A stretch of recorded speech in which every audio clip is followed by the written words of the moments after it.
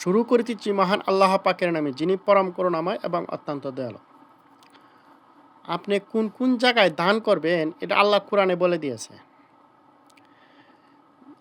কোরআনের কোন কোন জায়গায় দান করবেন সেটা কোনো জায়গায় নয়, কোনো মাদ্রাসায় নয়, কোনো ইয়েতে নয়। সবগুলো হচ্ছে মানুষকেন্দ্রিক। মানুষকেন্দ্রিক দান করতে বলা হয়েছে, কোনো প্রতিষ্ঠানে নয়। তাহলে কোরআনে কী বলা হয়েছে? যে ওয়াজাবিল কুবরা, মানে অর্থ হচ্ছে যারা নিকট আত্মীয় স্বজন, গরিব, এবং তাদেরকে দান করা হচ্ছে, দান করার কথা বলা হয়েছে।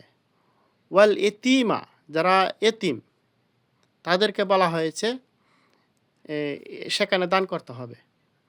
তারপরে বলা হয়েছে ওয়াল মিসকিনা, যারা মিসকিন তাদেরকে দান করতে বলা হয়েছে।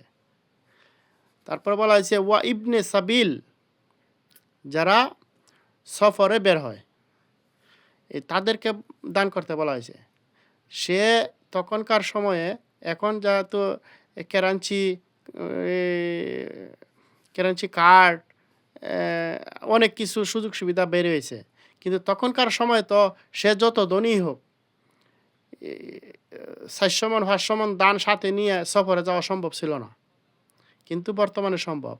তাহলে তখনকার সময়ে যারা বড় বড় লোক ছিল, তখন তারা খালি পকেটেই বের হইতো, হয়তো কিছু সম্পদ স্বর্ণ মুদ্রার সাথে নিয়ে বের হইতো, কিন্তু তাদের এই সফরের অবস্থায় তাদের কাছে পয়সা করি নাও থাকতে পারে। সেই হিসাবে যদি কেউ মুসাফির অবস্থায় কেউ অসুবিধায় পড়ে, তাদেরকে দান করতে বলা হয়েছে কোরআনে। তারপরে বলা হয়েছে ওয়া সাইলিনা, তারপরে বলা হয়েছে ফি রাকাব। রাকাব মানে দাস, আর সাইলিনা শব্দের অর্থ হচ্ছে যে সাহায্য চায়। কেউ রাস্তায় বা গ্রামে গঞ্জে যে সাহায্য চায়, ভিক্ষা না, যে সাহায্য চায় তাকে সাহায্য করতে বলা হয়েছে। আর রাকাব শব্দের অর্থ হচ্ছে দাস মুক্তি। তো দাস মুক্তি, দাস তো আর এখন নাই বর্তমানে, অতীতে ছিল।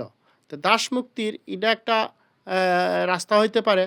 কেউ লেখাপড়া করতে পারতেছে না, তাকে লেখাপড়ার জন্য, কোনো প্রতিষ্ঠানে না, লেখাপড়ার জন্য তাকে সাহায্য সহযোগিতা করতে পারেন। এরকম কোনো প্রতিষ্ঠানে নয়, ব্যক্তিকেন্দ্রিক যত ভালো কাজ আছে সেখানেই আপনি দান করতে পারেন।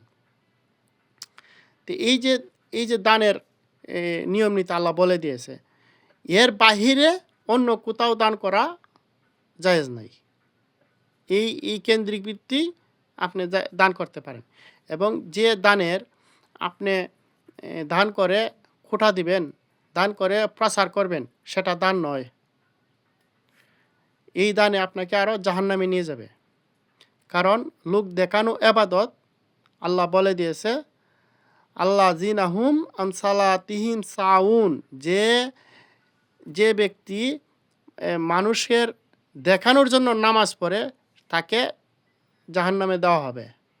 ওয়ামনা উনাল মাউন, ওই দুযোগে প্রেরণ করা হবে তারই সালাতের কারণে, দেখানো সালাতের কারণে। নামাজ না পড়া জাহান্নামে যাবে সেটা অনেক দিন। আরেকটা হচ্ছে নামাজ পড়েও সে নামাজের কারণে সে জাহান্নামে যাবে। তাহলে লোক দেখানো এবাদত আল্লাহর কাছে গ্রহণযোগ্য না, বরং আল্লাহ রাগান্বিত হন। তো এই জন্য আরও এর ভিতরে অনেক কিছু আছে। মিসকিনকে, এতিমকে, মা বাবা মারা গেলে এতিম না, তাহলে এগুলা আরও এখানে আরও গবেষণার বিষয় আছে। আমি শুধু কোন কোন জায়গায় দান করতে পারবেন সেই ইয়েটা বলে দিলাম।